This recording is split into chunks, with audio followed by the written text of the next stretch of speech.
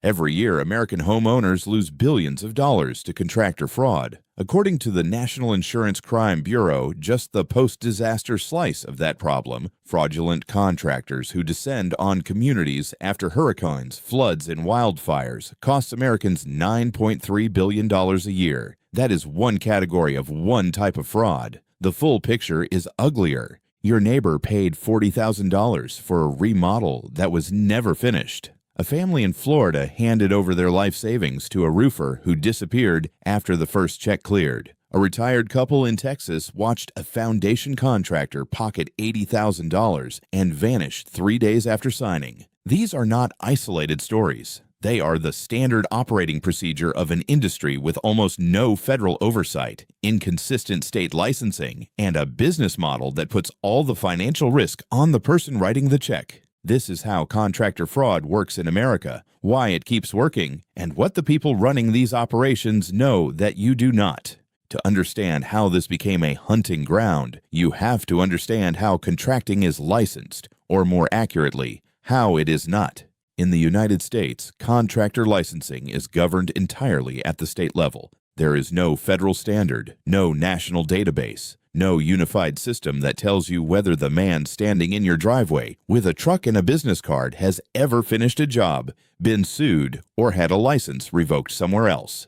As of 2025, 17 states require no general contractor license at all. A person can fail a contracting job in one state, drive across the border, print new business cards, and be back in business by Monday morning. Texas, Kansas, Colorado.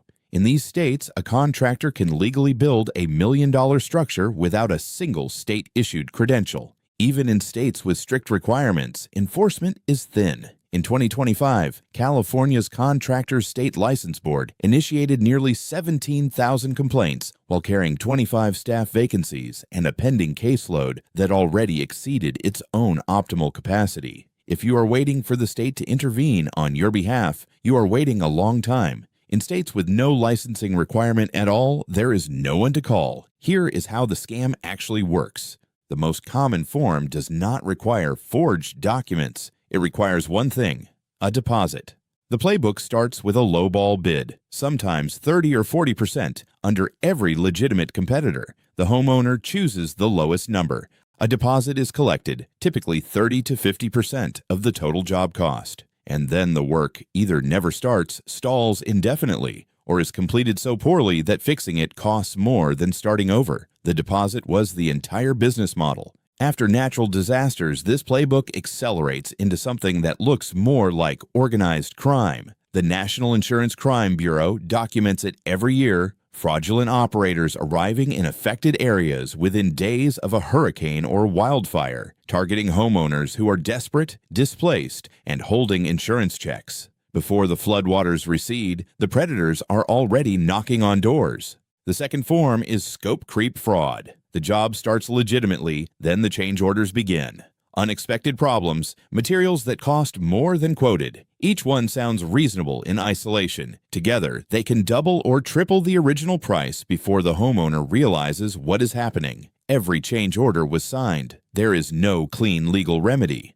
The third form is the one most people never see coming. A general contractor collects full payment, including money designated for subcontractors, and keeps it. The subs go unpaid. Under mechanics' lion law in most states, those unpaid subcontractors can place a lien on the homeowner's property, even though the homeowner already paid in full. The California Contractor State License Board lists double payment explicitly as a consequence homeowners face in these situations. In the worst cases, an unpaid subcontractor can pursue foreclosure and force the sale of the property entirely. Here is what makes this structural rather than just criminal. Legitimate contractors are losing business to fraud every single day. When a fraudulent operator bids 30% below market, the honest contractor who priced it correctly loses the job. The homeowner chooses the fraud without knowing it. The honest business shrinks. The fraudulent one scales. An unregulated marketplace does not just harm consumers. It systematically punishes the operators who follow the rules and rewards the ones who do not.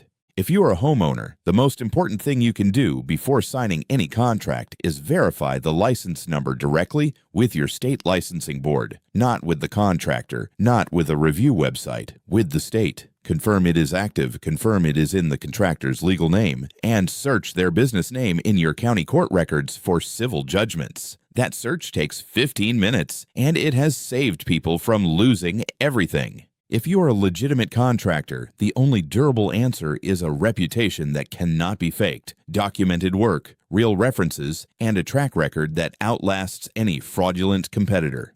The scam works because the system lets it. Billions lost every year is not a crime wave. It is a market condition. And until the regulatory framework catches up, the only protection available is the one you build for yourself. If you want to understand what is actually happening in the business of building America, the money, the power, who is getting rich, and who is getting taken, this channel is where that story gets told. Subscribe, and do not miss what comes next.